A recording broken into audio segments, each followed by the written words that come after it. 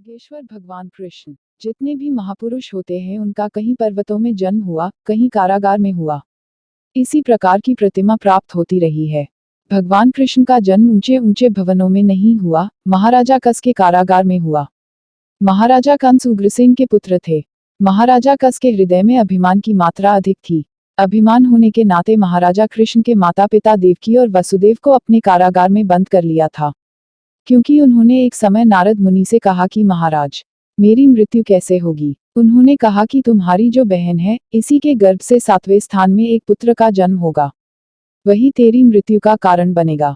उस समय महाराजा कंस ने विचारा कि मैं उस पुत्र को जन्म होते ही नष्ट कर दूंगा और मृत्यु को आने ही नहीं दूंगा जब मेरी मृत्यु उसी की मुझों से है।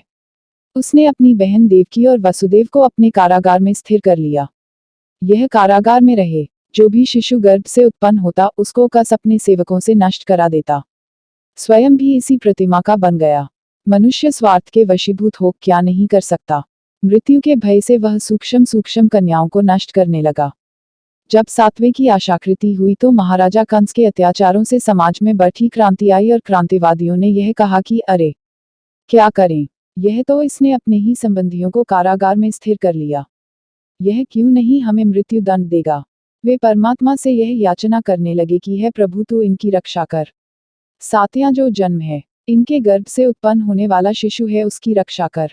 प्रजा की आत्मा की जो एक ध्वनि थी, परमपिता परमात्मा ने यह स्वीकार की और स्वीकार करने का परिणाम यह हुआ कि जिस दिन उसका जन्म होने वाला था उसी दिन वे यमुना पर जा पहुंचे। माता देवकी को माता यशोदा के दर्शन हुए और यशोदा से कहा, भोजक प्रचेह कृतानम पुत्रोह गर्तानि पुत्र अन्य कृतानि अकतिति।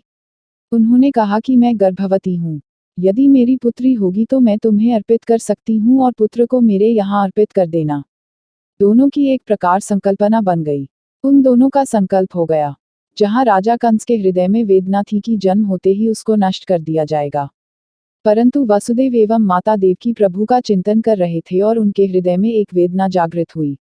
वसुदेव ने कहा, हे देवी, हम इस कारागार में अपने पुत्र को जन्म दे सकते हैं तो बिना समय के उसकी मृत्यु कोई नहीं कर सकता।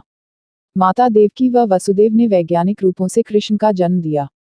जब जन्म हुआ तो उस समय कारागार पर जितने भी सेवक थे वे गूढ़ निद्रा में सो गए। क्योंकि जिसको प्रभु जीवन देता है और जो पवित्र आत्मा हो तो उसको कौन नष्ट कर सकता है संसार में।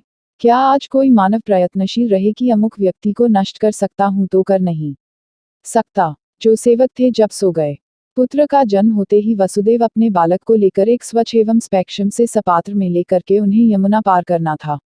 यमुना को पार करते हुए उसने यशोदा के द्वार पर उस पुत्र को त्याग दिया और यशोदा के कन्या का जन्म हुआ। यशोदा ने उसे देवकी को सीप दिया। देवकी ने उसे स्वीकार कर लिया। दिवस होते ही कंस ने कहा, क्या पुत्र है या पुत्री। उन्होंने कहा कि महाराज, पुत्री है। कंस ने उसे भी नष्ट कर दिया। कुछ दिवस हुए थे कि नारद मुनि पुनः आ गए। देवऋषि नारद ने कहा, कहिए भगवनी। कंस में कहा, महाराज मैंने तो सर्व शिशुओं को नष्ट कर दिया है। उन्होंने कहा कि तुम्हारी मृत्यु का कारण तो बन गया है, वह तो यशोदा माता के यहाँ चला गया है, वह नष्ट नहीं हो सकेगा। यह वाक्य कंस ने श्रवण किया और उन्होंने नाना योद्धा क्षत्रियों को एकत्रित किया और उनसे कहा कि जाओ उसे नष्ट करो। परंतु यह कैसे नष्ट हो सकता था। महापुरुषों की महिमा अलौकिक होती है, उनका जीवन भी अलौकिक होता है और उनके नेत्रों की और सब इंद्रियों की प्रतिभा भी अलौकिक होती है। उनकी अलौकिकता को कोई नष्ट नहीं कर सकता। कंस के सेवकों ने अनेकों को नष्ट कर दिया परंतु वह स्वयं ज्यों का त्यों रहा। गृहों में जितना भी दही और घृत था यह महाराज कंस के यहाँ जाता था।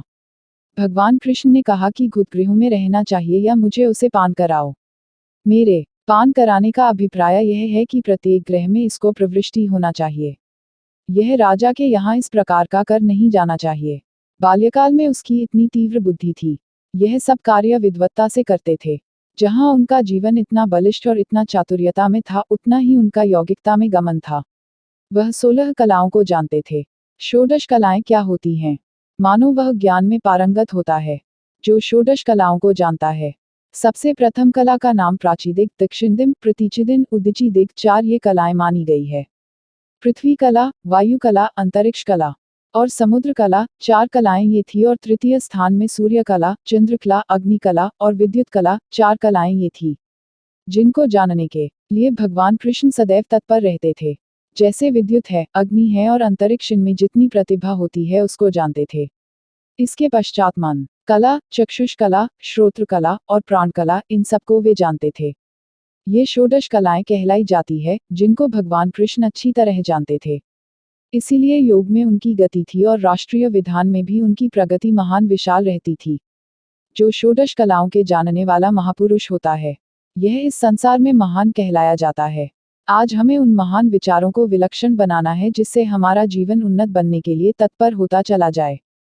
भगवान कृष्ण उन षोडश कलाओं को जानकर नित्य प्रति साधना के साधक रहते थे और राष्ट्रीय विधान में भी राष्ट्रीय वेत्ता रहते थे।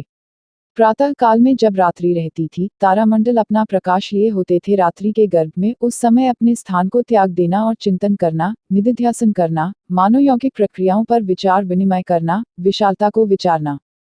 जैसे प्राची दिग है, दक्षिण दिम है, प्रतीची दिग है, उदीची दिग है। इन चारों दिशाओं को जानने का प्रयास करते रहते थे। इनमें कितना व्यापकवाद है, एक दूसरी दिशा में कितनी सुगठितता है। जैसे पृथ्वी है, इसमें कितने खनिज है, खाद्य है। इन सबको विचार विनिमय करना, और वायु में कितनी तरंगे हैं, कितने वेग से भ्रमण करती हैं, किस समय क्या क्या करती है, यह सब विचार करना उनका कार्य था। समुद्र को जानने का प्रयास करते रहते कि समुद्र में कितने प्रकार के प्राणी रहते हैं, किस प्रकार से उत्थान होता है, यह सब कुछ जानने का प्रयत्न करते रहते थे। इन 12 कलाओं के ऊपर संयमी कैसे बन सकते हैं, उन्होंने अपने विचारों में एक लेख निबद्ध की थी। उन्होंने कहा था, यदि हम अपनी चारों कलाओं को अच्छी प्रकार नहीं जानेंगे तब तक इन पर संयम नहीं कर पाएंगे। ये चारों कलाएं कौन सी है? सबसे प्रथम 1 मन कला, 2 चक्षु कला, 3 श्रोत कला, 4 घ्राण कला। इन चारों कलाओं का ज्ञान होने के पश्चात हम संसार के ब्रह्मवेत्ता, संसार के विज्ञानवेत्ता, भौतिक और आध्यात्मिक दोनों में एक विशालता को प्राप्त हो सकते हैं। इन सब कलाओं को जानने वाला संसार में एक महान योगी कहलाता है। किस प्रकार का योगी? आज कोई यह उच्चारण करने लगता है कि मैं बंद्रमा में, मंगल में और बृहस्पति में जाने वाले यंत्रों का निर्माण करना चाहता हूँ। तो ऐसे जो महापुरुष षोडश कलाओं को जानने वाले होते हैं, क्योंकि इन षोडश कलाओं में से ही परमाणुओं की उद्भवता होती रहती है। परमाणुओं की उद्भवता होने के नाते ही भिन्न भिन्न प्रकार के परमाणु उत्पन्न होते रहते हैं। इन परमाणुओं को सुगठित करना यह सब महापुरुषों का कर्तव्य है। इन परमाणुओं पर उनका अधिपत्य हो जाता है। अधिपत्य हो जाने के पश्चात यह भौतिकवाद हो चाहे आध्यात्मिकवाद हो, चाहे उनमें अधूरापन किसी भी काल में नहीं रह सकता। यह कितने बड़े विज्ञान में रमण करते थे, कितना विज्ञान उनके समीप था। वे जानते थे कि पृथ्वी में क्या है, अंतरिक्ष के परमाणु क्या कर रहे हैं। जो मानव विज्ञान के आश्रित होकर के वायुमंडल को जानने लगता है, वही तो संसार में विज्ञानवेत्ता कहलाया जाता है। भगवान कृष्ण 16 कलाओं को जानते थे। महाराजा कृष्ण ने 16 कलाओं का निवले को वर्णन करते हुए कहा था कि प्रत्येक मानव षोडश कलाओं का बना है।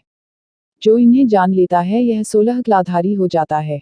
5 ज्ञानेंद्रियों, 5 कर्मेंद्रियां, मन, बुद्धि, चित्त, अहंकार, अंतःकरण तथा मधुवार्ता, ये 16 है। जन्माष्टमी का यह पुनीत सुंदर दिवस है जब भगवान कृष्ण का इस पृथ्वी मंडल पर आगमन हुआ था। वास्तव में यह मोक्ष से परावर्तित आत्माएं संसार में आती हैं और परोपकार करके यहाँ से चली जाती है।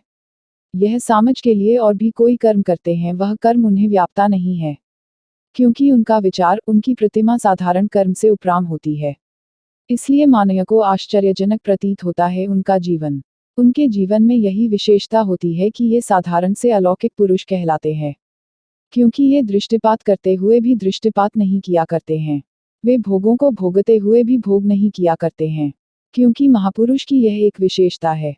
समाज के हित के लिए जो कार्य होते हैं, उनमें यह दूसरों को मिथ्या प्रतीत होता है, परंतु यह मिथ्या उनको व्यापता नहीं है, क्योंकि उनका जो जीवन है, उनकी जो अलौकिक विचारधारा है, यह अपनी कोई विचारधारा नहीं होती। वह जो उनका पूर्व संस्कार का संकल्प होता है और संकल्प करके करते हैं, और उसी संकल्प के आधार से उनके जीवन में एक अलौकिकता होती है। इसीलिए उन्हें भगवान इत्यादि की उपाधियां प्राप्त हो जाती है। कृष्ण के समय में कितना दुराचार आ चुका था, कितना विज्ञान आ चुका था, परंतु उनके जीवन को छू न सका। यह संसार में कुछ करके जाएंगे। देवयान उसको कहते हैं जहां देव आत्माएं रमण करती रहती है।